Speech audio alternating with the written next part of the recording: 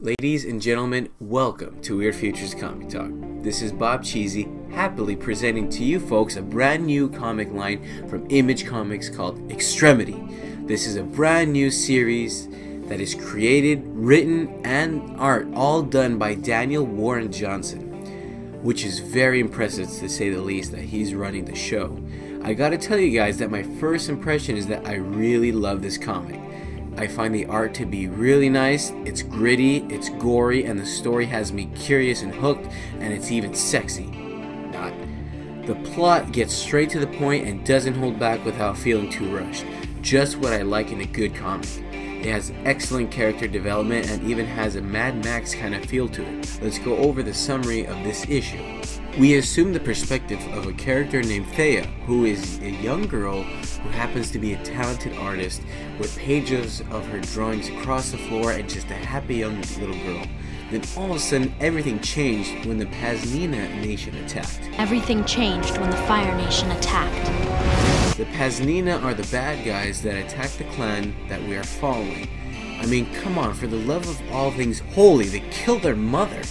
And then they cut off her drawing hand. Come on, you just do that, man. Notice this crazy bear-like trap device with shark jaws that is used to cut off her right hand. That's just some pretty wicked design right there. She's then approached by her brother, Rollo, who is happy to see her drawing again after this attack. Here we are clued in to see that Rollo is actually a very book-savvy character, where he is working on deciphering an untranslated book. Her father then interrupts their conversation where he prepares them to be ready for a coming battle. The father gathers his children and explains to them that they're ready to extract vengeance for the people that they lost. The daughter is going to be the first to infiltrate their opponents, but before departing, the father says that their memories are with you, my daughter, and she responds with, I carry them deep and I won't fail you, Abba. A very nice exchange between father and daughter. Now this part actually surprised me because usually fathers are so mean and don't show that much affection in plenty of other stories, but in this one he's very much supportive of his kids and has a lot of faith in them. I like that. Guys, if that does not resemble Mad Max, then I don't know what does. Another example of the good character development offered by this comic is that we see the bad guy that is going to be raided by the clan that we're rooting for. He is in a party-like event and happens to play the violin so beautifully to the point where someone actually cries from him playing it. To me, this is establishing some personality to this character to show us that this isn't just some bad dude. So, now we move on to see our protagonist, Thea, who busts into the floating island base and shuts off the generator. Then the big rig is rammed into Middle-earth.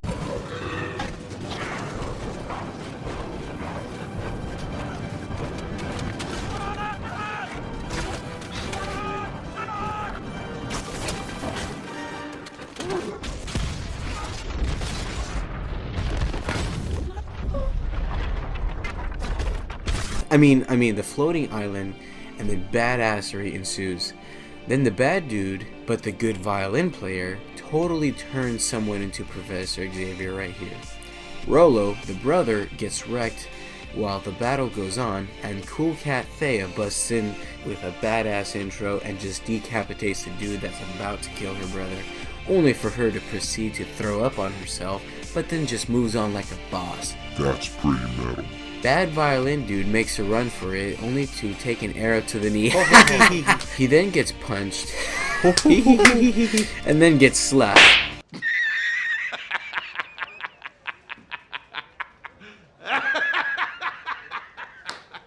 The cool mask that Dad wears, we find out, is comprised of the teeth he collects from his enemies. Badass. The dad gives this opportune moment for his son to extract vengeance on this guy, only for the son to whimper and beg not to. However, Thea, our badass in the making, insists to cut the bastard's hands off herself. But feel no pity, folks, for the fool. This guy was playing the damn fiddle while her hands were being chopped off. They played us like a damn fiddle! This issue concludes with the battle won. Thea is drawing and her brother asks if Thea feels better from getting her revenge, while she looks over to the body of the dead man who plays the damn fiddle and just ponders. And that's the end of the issue. Bravo! We get this picture of the map of the world featured in this story, which is excellent story building and just world building altogether. And we even get this heart-filled letter from the creator of this issue, which is actually worth pausing right now and reading. In conclusion, this is an amazing comic. It's worth the read and your time. I'm very excited for what comes next. Thanks for watching. Stay tuned here for more at Weird Future.